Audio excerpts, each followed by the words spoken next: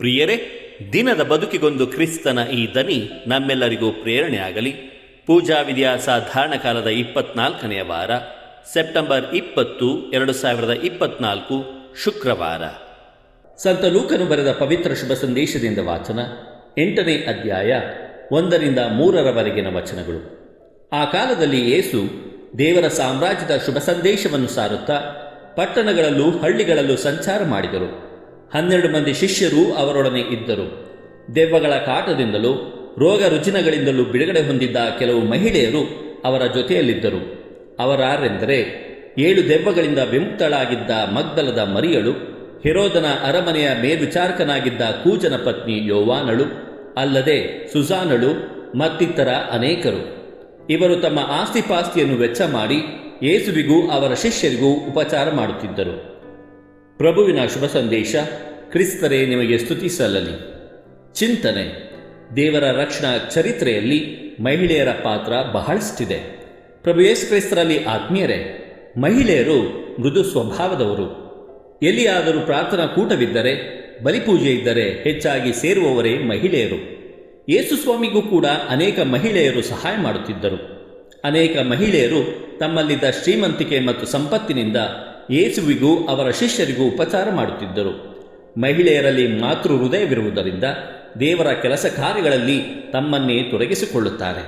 ಇಂತಹ ಮಹಿಳೆಯರನ್ನು ಗೌರವಿಸಿ ಅವರಿಗೆ ಸ್ಥಾನಮಾನ ಕಲ್ಪಿಸಿದ್ದಲ್ಲಿ ಧರ್ಮಸಭೆ ಇನ್ನಷ್ಟು ಮುನ್ನಡೆ ಮತ್ತು ಸೇವಾ ಕಾರ್ಯ ಸಾಧಿಸುವುದರಲ್ಲಿ ಸಂಶಯವಿಲ್ಲ. ಸಂತರ ಸ್ಮರಣೆ. ಸಂತ ಆಂಡ್ರೂ ಕೆಮ್. ಇವರ ಕಾಲಾವಧಿ ಕ್ರಿಸ್ತಶಕ 1839. ಇವರು ಕೊರಿಯಾದ ಪ್ರಪ್ರಥಮ ಸಂತರು. ಇವರು ಕ್ರೈಸ್ತ ಧರ್ಮಕ್ಕೆ ಮತಾಂತರಗೊಂಡ ದಂಪತಿಗಳ ಸುಪುತ್ರ. 1300 ಮೈಲುಗಳನ್ನು ಪ್ರಯಾಣಿಸಿ ತಮ್ಮ ಗುರು ತರಬೇತಿಯನ್ನು ಚೀನಾದ ಮಕೋದಲ್ಲಿ ಪಡೆದರು. ನಂತರ ಧರ್ಮಗುರುವಾಗಿ ಅನೇಕ ಸುವಾರ್ಥ ಪ್ರಸಾರಕರನ್ನು ಹುರಿದುಂಬಿಸಿದರು. ಅಂತಿಮವಾಗಿ ಇವರನ್ನು ಶಿರಚ್ಛೇದನ ಮಾಡಲಾಯಿತು. ದೇವರು ನಮ್ಮೆಲ್ಲರನ್ನು ಆಶೀರ್ವದಿಸಲಿ. ಇದು ಧ್ವನಿ ಮಾಧ್ಯಮ ಮನೆಯ ಕೊಡುಗೆ. ಧ್ವನಿ ವಂದನೆಯ ಸ್ವಾಮಿ ಶಾಂತಕುಮಾರ್ ಜೆ, ಬೆಂಗಳೂರು ಮಹಾಧರ್ಮ ಕ್ಷೇತ್ರ. ಪ್ರಿಯರೇ, ಈ ಚಾನೆಲ್ ಅನ್ನು ಸಬ್ಸ್ಕ್ರೈಬ್ ಮಾಡಿ ಪ್ರತಿದಿನ ದೇವರ ವಾಕ್ಯವನ್ನು ಆಲಿಸುತ್ತಾ ಅದನ್ನು ಇತರರೊಂದಿಗೆ ಹಂಚಿಕೊಳ್ಳಲು ನಮಗೆ ನೆರವಾಗಿರಿ. ಧನ್ಯವಾದಗಳು.